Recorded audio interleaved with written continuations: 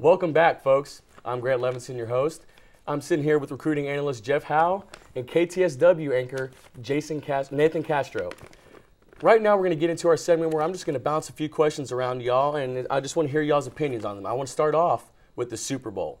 You know, we've all seen that, you know, the Saints have become America's sweetheart, at least for this year they have. And with all the destruction that Hurricane Katrina had and how it's taken so long to put that city back on the map, what do you think this Super Bowl victory does, not only for the Saints as an organization, but for New Orleans as a city?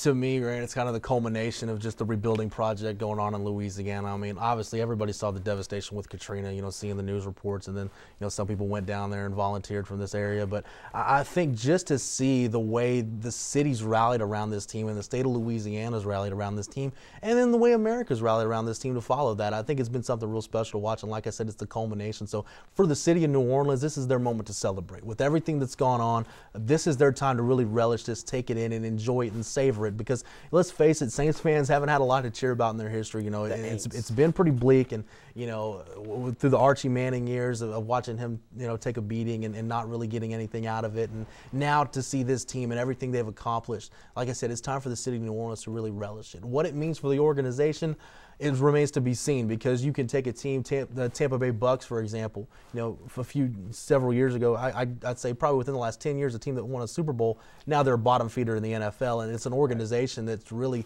know, nobody knows what's going on. Everything's kind of in chaos there, so to say. So it remains to be seen what's going to happen there. You know, is Reggie Bush going to get his contract restructured? What are they going to do there? You know, Drew Brees did have the shoulder surgery a few years ago. It seems fine, but, you know, how is he going to progress and how long is he going to last? So there are some question marks there. So I'm a little hesitant to put New Orleans as an odds-on favorite to win the Super Bowl next year. But I just think for right now, for the moment, I think the city of New Orleans just needs to live in it and relish what just happened. That's a great point. And speaking of, you know, which team could be a favorite back for the Super Bowl, as we all know, the Colts, they're always right there. They're always the dominant team in the regular season. They're always the team who goes, you see them going deep in the playoffs.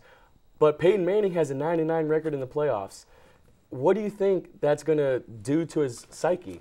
Well, honestly, I don't think anything's it's not going to affect him in a sense, because he's such a great quarterback. His accuracy, I mean, he was like fourth behind Brees in that game in completion. So Peyton Manning's just like Drew Brees in a sense. But the Colts are one of those teams that nobody really knows about, because they have a very underrated defense. They have the quarterback in Peyton Manning, but also people forget Peyton Manning played with two receivers in Garcon and Austin Collie. In Austin Collie, yes. And he was able to, you know, have a high completion rating, and, you know, a lot of people will point to 19-0 record. I think that's rubbish, honestly. I think that the Colts will always be there, and as you see, they're the odds favorites to win the Super Bowl this year. I completely agree, and I'm one of the guys who thinks that I personally want to win every game. You go out there, you field your team, you're out there not only to make money, but you're out there to win every game. And speaking of winning every game, there's a really good draft class coming out. And Jeff, I want to get your opinion on, I guess, which team is one good draft pick away from becoming the next Super Bowl contender? I think, to me, you have to start with some of those teams that are right on the cusp. You know, a team like the Baltimore Ravens, I think, is a player away. I think the New York Jets are probably a player away, and I honestly think the Dallas Cowboys are probably a player away. You know, that's a pretty young team, but I think in the draft, what I'd like to see the Cowboys do is maybe start to add some depth on that offensive line. You know, you look at guys like Flozell Adams, Leonard Davis, Andre Gerard. Those guys aren't getting any younger. You know, it seems like everywhere else the Cowboys have really good, solid young depth. So I think I'd like to see Dallas add an offensive lineman, maybe a receiver. You know, who knows what's going to happen with Roy Williams as far as his contract goes. I don't think they're in a place to cut him with the salary cap hit it could take. But it's going to be an interesting season in the NFL with the labor agreements, and nobody knows if there's going to be a season in 2011 or if there's going to be a draft next year. So I think you're going to see some of those teams, like I mentioned, the Cowboys, the Jets, the Ravens, teams like that really sell out this offseason and try to get that last piece to maybe win a Super Bowl this next year, because who knows when the next time they're going to have an opportunity to do that is. It is a scary thought thinking that we could go a full year without professional football. I know I'd be afraid of it. But Nathan, I want to talk to you about college basketball.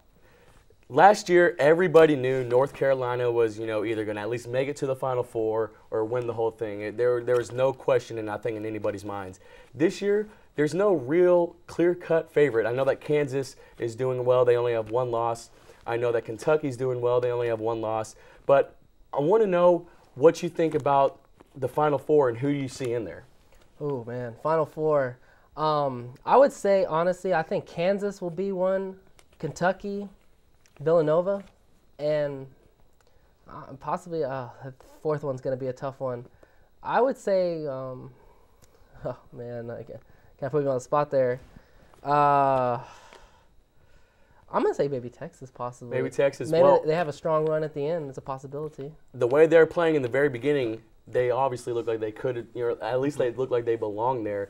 But, like I said, they've dropped 5 out of 7 games, and they just can't seem to find their offensive identity right now.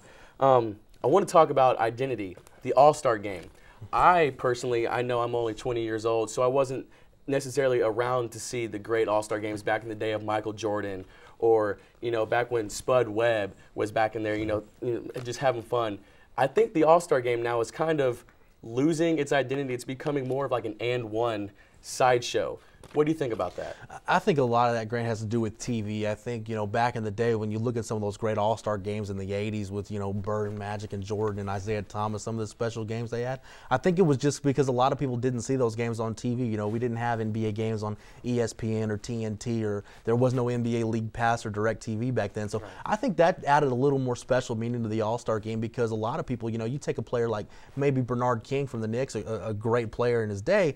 Somebody in Austin, Texas didn't have a chance to see Bernard King on a regular basis. So I think that really made the All-Star game appeal more. So I think people just have to take it for what it's worth. Look, there's not going to be defense in the All-Star game. Right. We know that. But, one of my favorite All-Star game players is Tracy McGrady because to me, you look at some of the All-Star games he was in early in his career, he seemed to really relish the moment and really understand what it was all about. He and Allen Iverson both, it seemed like in some of those All-Star games earlier in the last decade, those two guys really stepped their games up and really made the All-Star game what it's all about. It's an offensive exhibition, and it's fun for the fans. And I think, with guys like LeBron James, Carmelo Anthony, Dwayne Wade, right. NBA fans really need to relish this time because, these guys are, to me, some of these guys are once-in-a-generation type players. So, TV's kind of spoiled it a little bit, but I think people just really need to realize that these guys are special once-in-a-lifetime type talents and really realize what these guys bring to the table. Now, Nathan, real quick, I want to get your opinion on who do you think is going to make a late push? Who do you think is going to end up? I guess I want to hear your finals prediction. Putting me on the spot with the finals prediction. I'm putting you on the spot today, man. I'm sorry. I'm gonna say the Cavs in the East because LeBron James, this is his best year to win a championship with Orlando. Orlando's gonna be there. Boston's kind of falling apart. They're getting old, So I would say Cleveland would be the best bet. And then in the West is gonna be a toss-up. I like the Lakers, to be the Kobe and LeBron finals, but. Don't sleep on the Nuggets. The Nuggets are a very sleeper team. They have Kenyon Martin, they have Nene, they have Carmelo Anthony, and they have given the Lakers trouble in the past. The Nuggets are indeed looking good, and they always seem to be kind of like a pest in the playoffs to all those big teams.